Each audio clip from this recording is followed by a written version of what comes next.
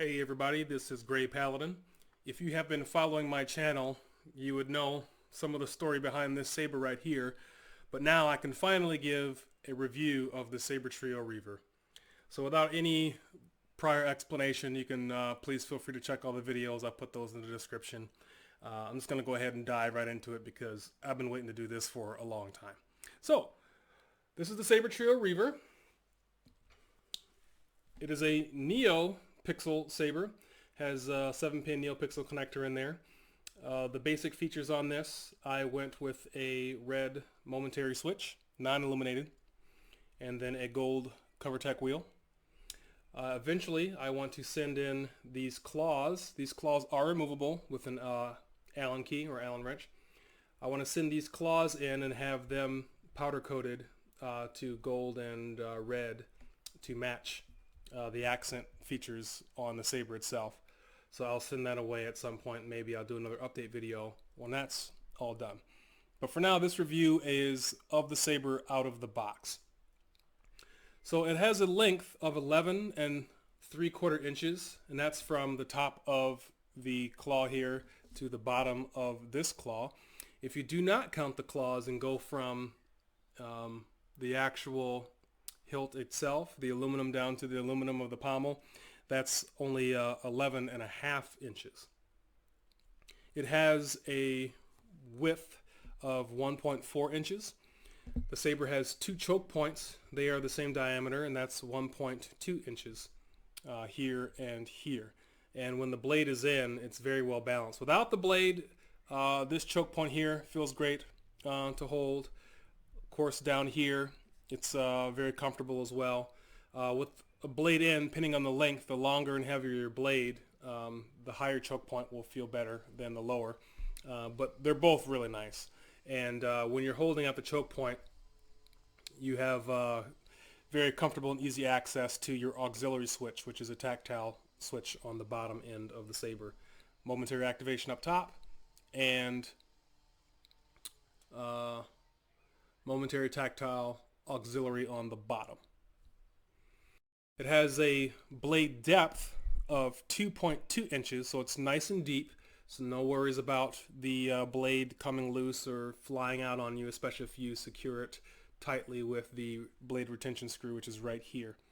There's another retention screw down here, and that is for the PCB connector on the inside there.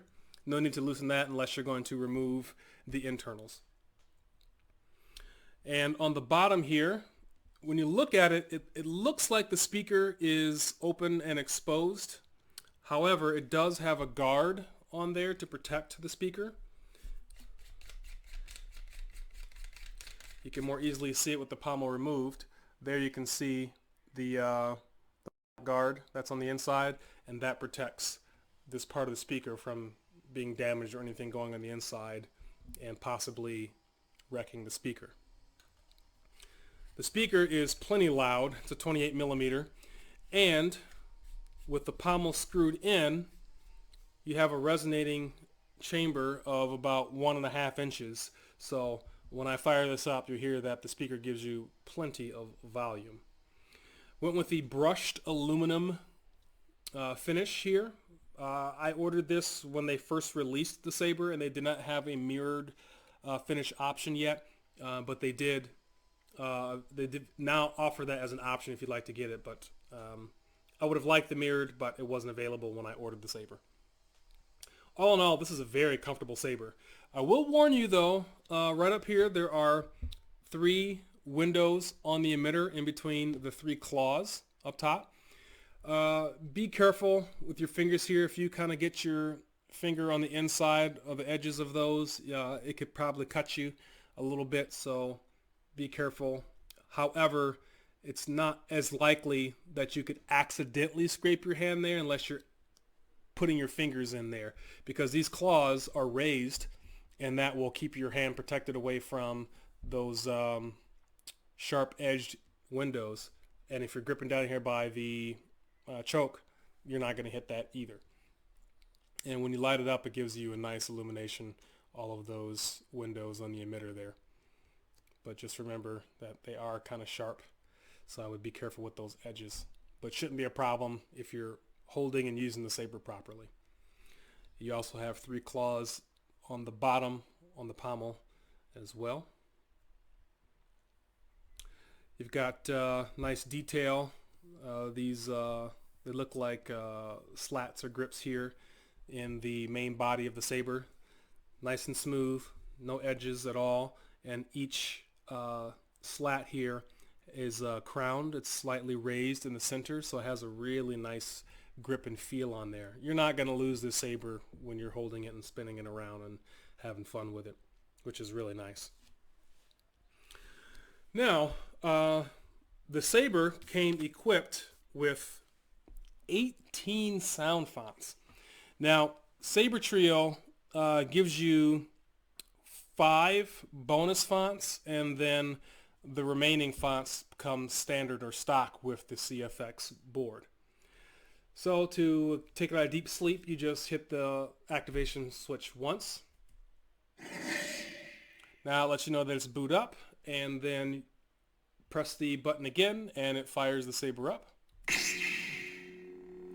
And there you can see the windows in the emitter there.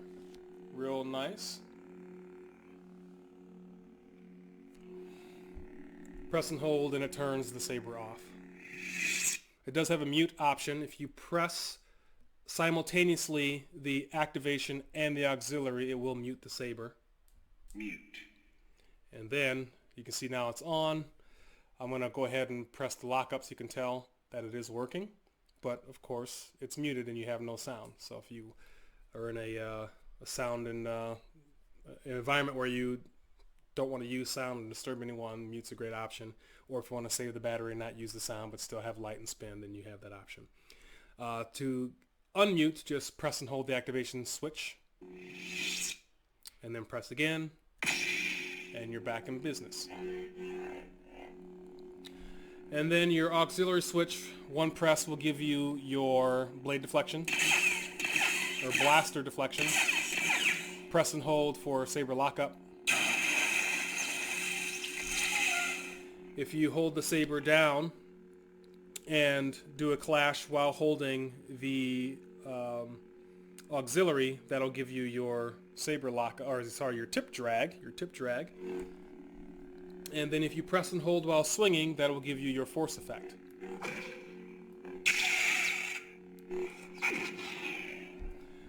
All right. If you press and hold simultaneously, that will put you in your spectrum, which will allow you to change your colors. Spectrum. Just tilt. And as you can see, the colors are changing. You can do the same. Once you've selected the color you want, press your activation button. Now you're locked into that color. Press simultaneously. Spectrum. And then hit the auxiliary. That'll also select your color. Spectrum. You can also go into blade profiles as well through the menu, and you can change all the different effects that the blade can give you. So now what I will do, I'm going to go ahead and put the blade in, and from here I'll cycle through all of the different fonts. Now what's cool about the Sabertrio configuration is it will not initiate or turn on the saber if the NeoPixel connectors on the inside there don't register a blade. In this case, the NeoChip blade plug or an actual blade itself. If you try to turn it on, it'll tell you that the primary crystal is missing and it will not turn on. Primary crystal missing. Primary crystal missing. And then once you attach a blade, you'll hear this sound, and that lets you know that it's received the crystal and it's ready to power up. If you detach that, you kind of hear a static crackle sound, and that's letting you know that you do not have a blade inserted into the hilt.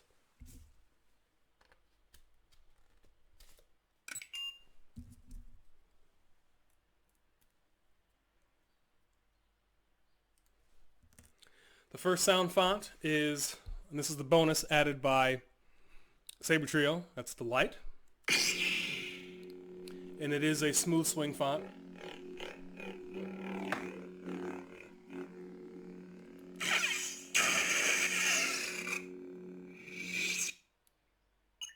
Sound bank selection. Light. Balance. Now to cycle through your fonts, you just press and hold the auxiliary button, and then from there you can go forward by pressing the auxiliary button, or go backwards in selection by pressing the activation. And then once you reach the font that you want, press and hold the auxiliary again, and then it will select that font. Here's the balance.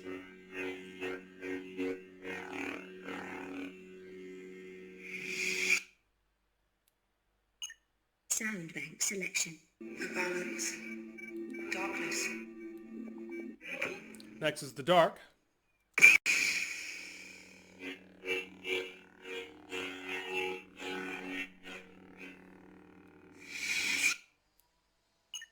Sound bank selection. Darkness. Vengeance. My favorite, Vengeance.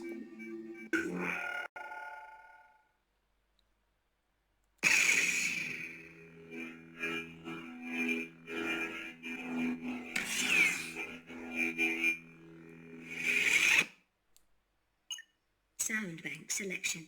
Vengeance. Kylo Ren. Next is Crossguard. Anything else? And there's your blade profile of the unstable blade.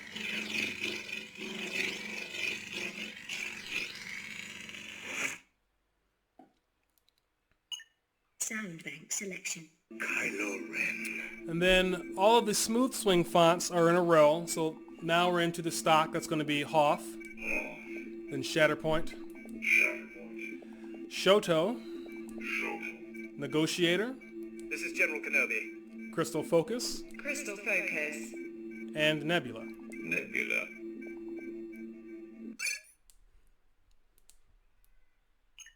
Sound bank selection. Nebula. Now this one's interesting because if you listen to just the hum alone, you can hear some deep hums come in.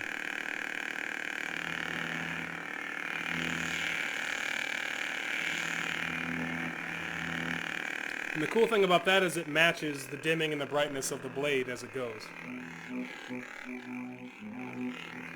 And then among some of the new blade profiles that the Crystal Focus 10 soundboard does, when you turn the saber on and off, you get these different effects. So there, it kind of starts yellow, and then flashes into a red, and then when it turns off, it goes to that bright yellow again, and as it goes in, you kind of see orange and red. It's really, it doesn't really pick up very well. You have to get one of these sabers yourself to really see how cool it is. So those are all the smooth swing fonts that come preloaded onto the saber.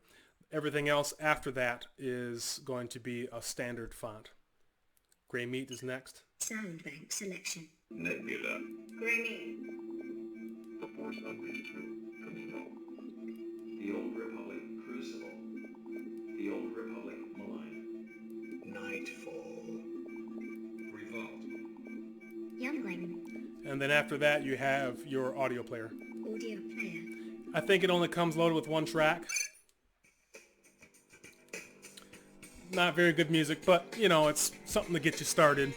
And you can load on, as long as it's a dot wave format, you can put on any type of music and audio you want.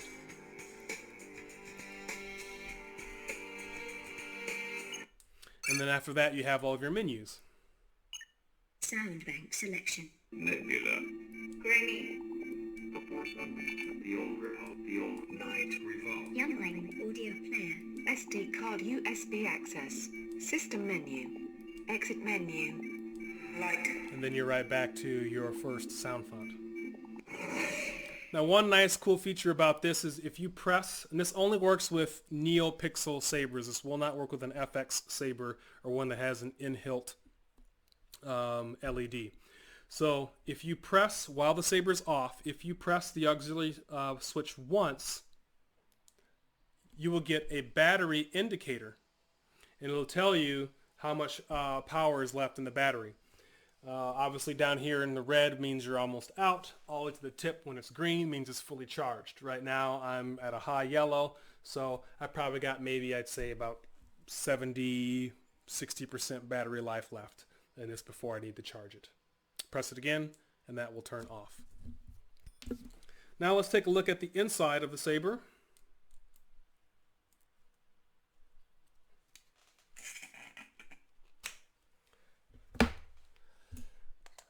Now on the inside, the chassis is very well designed.